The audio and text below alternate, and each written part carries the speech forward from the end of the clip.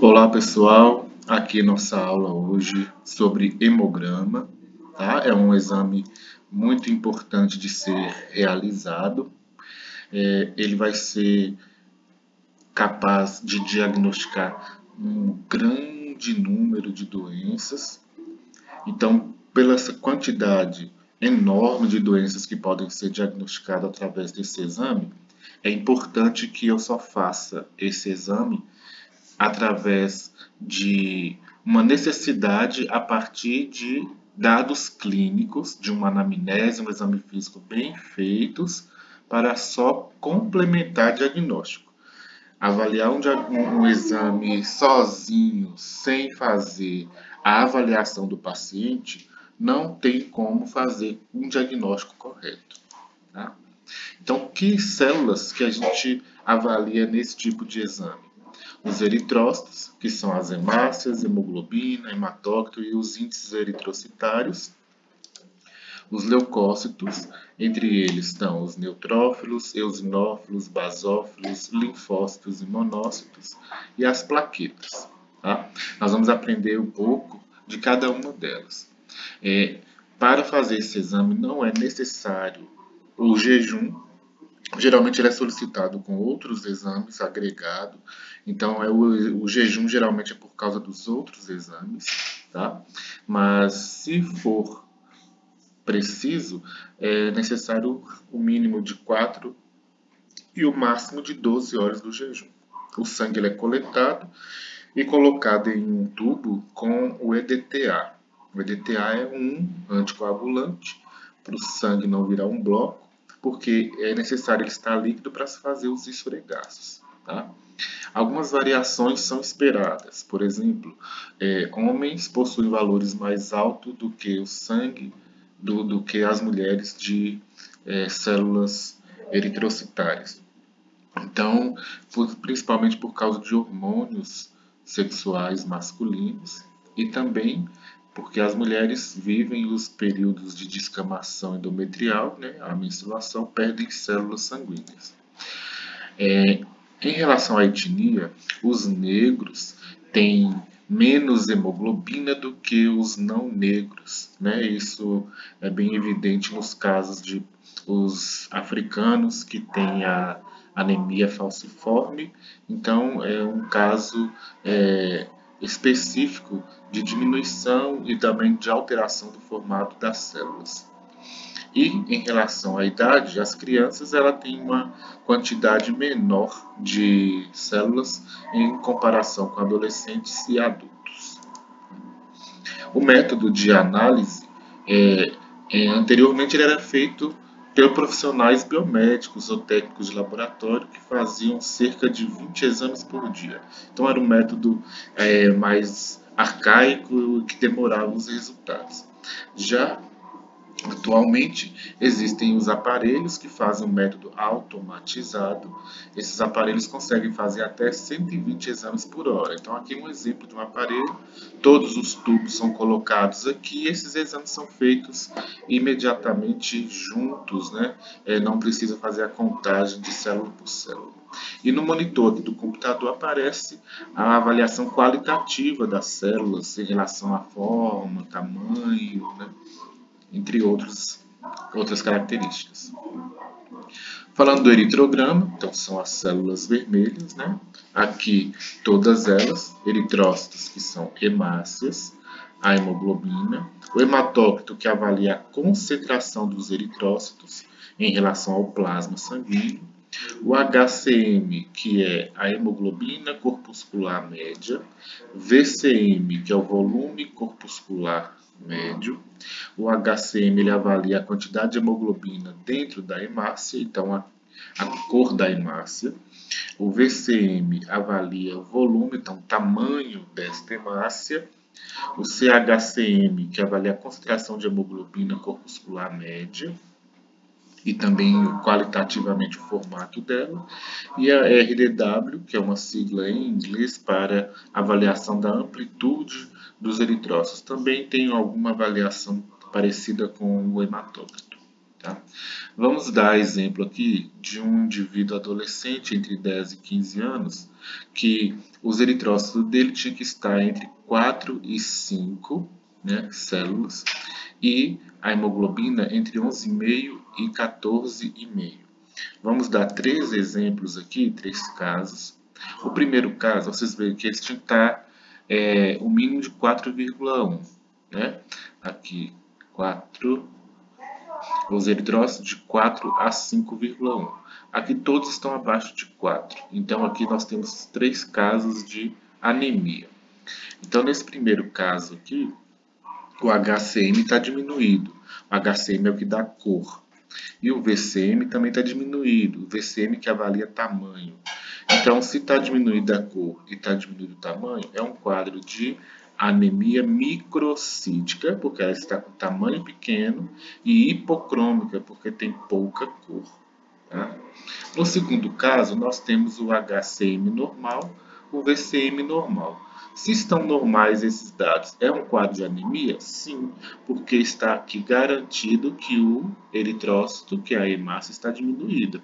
Então, que caso de anemia é esse? É uma anemia normocítica e normocrômica, que não alterou esses índices eritrocitários, mas alterou quantitativamente as hemácias, então a quantidade de hemácias que reduziu. E no terceiro caso, a gente tem o VCM aumentado. Então, a gente tem uma anemia macrocítica, que o tamanho da hemácia está aumentado. Pessoal, mas se está aumentado, qual o problema disso? O problema é que quanto maior a hemácia, mais espaço ela ocupa dentro do vaso. Então, menos hemácias são produzidas. Então, a gente observa aqui que é o índice de hemácias que está menor em quantidade aqui. Tá? Então, são três tipos de anemias diferentes para a gente demonstrar que a necessidade de interpretação desses valores eritrocitários. Tá? Já no leucograma, que avalia as células brancas, né, que são essas células aqui, os linfócitos, basófilos, monócitos, os eosinófilos, e faltou aqui os neutrófilos. Tá? Então, a análise dessas células avalia tanto globalmente, que eu posso avaliar o total ou diferencial, cada célula separadamente. E cada célula vai ter uma avaliação específica. Nos leucócitos, nós temos duas classes, os que não têm grânulos, então os agranulócitos, e os que têm grânulos, chamados de granulócitos. Esses pontinhos dentro deles são os grânulos. O que são esses grânulos?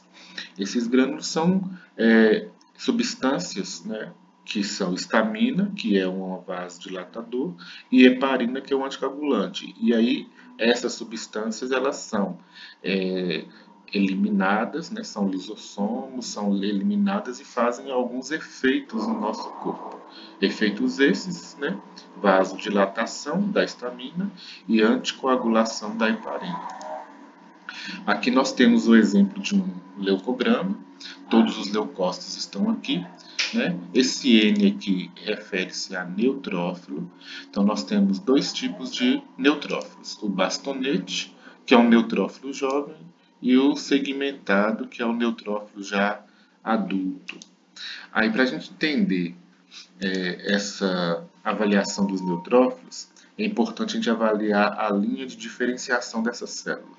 Então, aqui é o metamielócito, que é uma célula que origina o neutrófilo a partir dessa célula-mãe. Então, produz-se o bastonete. Então, a célula jovem, o neutrófilo jovem, é o bastonete.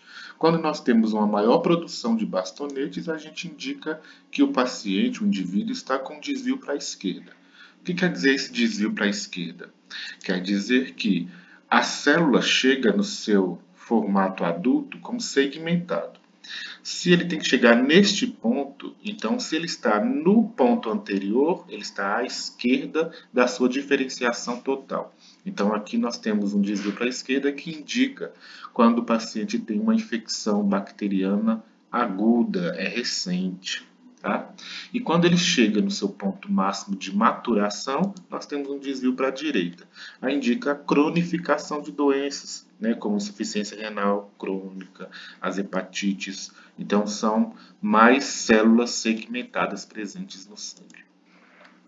Então, neutrófilo. Toda vez que a gente ouvir quando tem aumento de uma célula, vai terminar em filia. Então, neutrofilia é o aumento dessa célula. E a diminuição é penia. Neutropenia é a diminuição dessas células. Então, aqui nós vemos alguns neutrófilos, né? Então, eles estão aumentados, neutrofilia, nos casos principalmente de infecções bacterianas agudas, tá? Principalmente bacterianas agudas. Os eosinófilos, então, eosinofilia, o aumento deles, e eosinopenia, a diminuição. Em que situação eles estão aumentados? Principalmente nos casos de alergias e também de parasitoses, né? Porque esse grânulo dele, a histamina, ele é um granulócito, e a heparina e histamina. A histamina está principalmente relacionada a causas alérgicas, então alergia a medicamentos, a asma. E os basófilos têm a mesma interpretação. A basofilia está relacionada a essa hipersensibilidade, principalmente à produção de histamina. Tá? E também pode estar relacionado com as policitemias, que é o excesso de produção de todas as células do sangue, e a leucemia. Tá? Os monócitos são células que estão presentes no sangue, mas elas originam posteriormente o macrófago, quando ela migra para os tecidos. Então, a maturação dele e a presença dele no tecido, chamada de macrófago. É a primeira linha de defesa, né? A imunidade inata é a primeira linha de defesa no nosso corpo.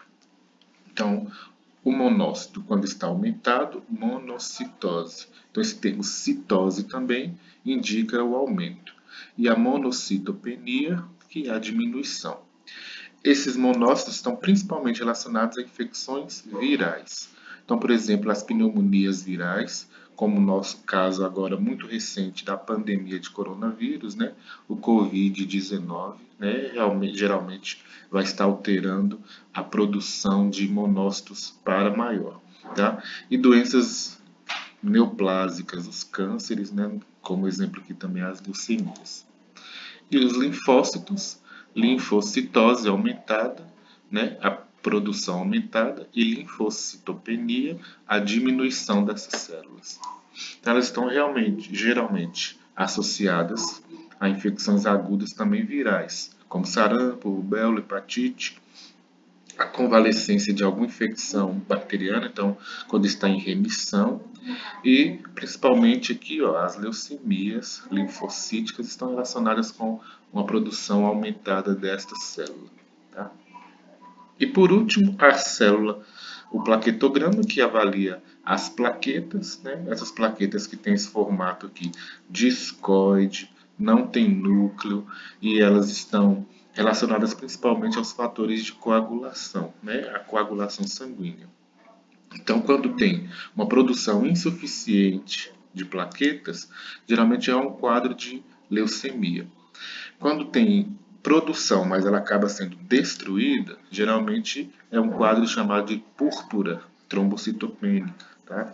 E o consumo exagerado dela, elas estão se aglomerando e formando coágulos, por exemplo, a coagulação intravascular disseminada.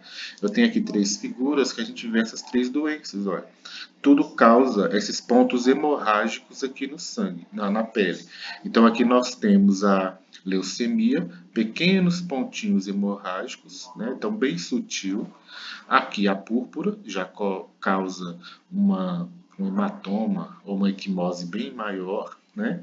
E aqui a coagulação intravascular disseminada provocando lesões mais evidentes, mais escuras, maior deposição de coágulos no tecido e mais disseminados no corpo todo.